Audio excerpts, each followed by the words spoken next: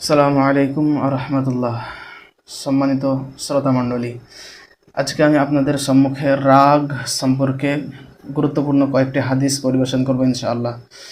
সাহাল বিন Muadh রাদিয়াল্লাহু তাআলা আনহু তার পিতা হতে বর্ণনা করেন, তিনি বলছেন যে নবী করিম সাল্লাল্লাহু আলাইহি ওয়াসাল্লাম বলেছেন, যে ব্যক্তি তার রাগ প্রয়োগ করার ক্ষমতা থাকার সত্ত্বেও সংযত থাকে, অর্থাৎ কারো রাগ উঠে গিয়েছে, কেউ হয়তো কোনো অপরাধ করেছে, কেউ হয়তো কোনো ভুল করেছে, তার জন্য সেই ব্যক্তির রাগ উঠে গিয়েছে।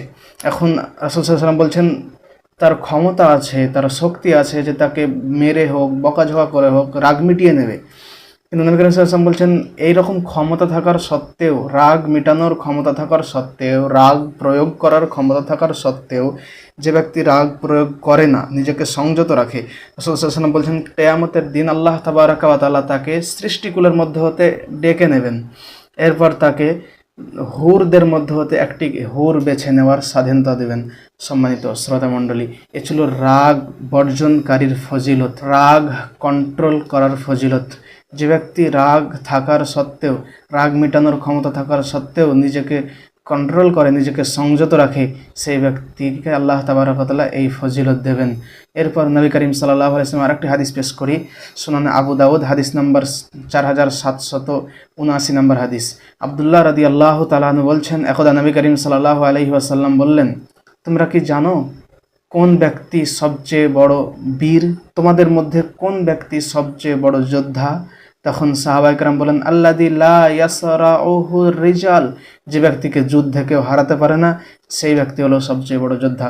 তখন নবী করিম সাল্লাল্লাহু আলাইহি ওয়াসাল্লাম বলছেন, লা, না, সেটা নয়, ওয়ালাকিন্নাহু আল্লাযী ইয়ামলিকু নাফসাহু ইনদাল গাযাব, বরং ওই ব্যক্তি হলো সবচেয়ে বড় যোদ্ধা, ওই ব্যক্তি হলো সবচেয়ে বড় বীর, যে ব্যক্তি রাগের সময় নিজেকে সংযত রাখতে পারে, রাগের সময় নিজেকে কন্ট্রোলে রাখতে পারে।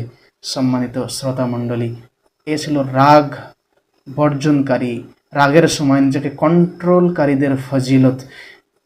এখন প্রশ্ন আসতে পারে যে নবী করিম সাল্লাল্লাহু আলাইহি ওয়াসাল্লামের হাদিস দ্বারা বোঝা গেল রাগ করা যাবে না, যদিও রাগ উঠে যায় তাহলে রাগটাকে প্রয়োগ করা যাবে না, সেটাকে কন্ট্রোল করতে হবে, নিজেকে সংযত রাখতে হবে।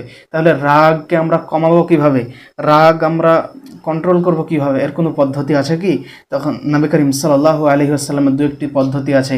যেমন একটি হাদিসের মধ্যে রাসূল আকরাম সাল্লাল্লাহু আলাইহি ওয়াসাল্লাম বলছেন যে আমি এমন একটি বাক্য জানি, আমি এমন একটি কালিমা জানি, যেটি পাঠ করলে নিশ্চয় রাগ চলে যাবে। নবী করিম সাল্লাল্লাহু আলাইহি ওয়াসাল্লাম বলছেন সেটি হলো আউযু বিল্লাহি মিনাশ শাইতানির রাজিম, অর্থাৎ এই আউযু বিল্লাহি মিনাশ শাইতানির রাজিম পড়লে শয়তান থেকে পানাহা চাইলে রাগ কমে যায়।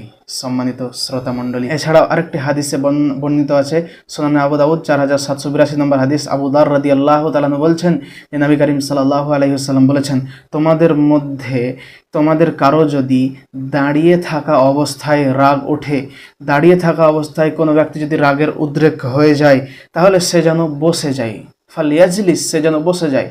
অর্থাৎ দাঁড়িয়ে থাকা অবস্থায় যদি রাগ ওঠে, এমত অবস্থায় সে রাগান্বিত ব্যক্তি যদি বসে যায়, তাহলে তার রাগ কমে যাবে। নবী করিম সাল্লাল্লাহু আলাইহি ওয়াসাল্লাম বলছেন যদি এতে রাগ কম না হয়, রাগ যদি দূর না হয়, নবী করিম সাল্লাল্লাহু আলাইহি ওয়াসাল্লাম বলছেন তাহলে সে যেন শুয়ে যায়।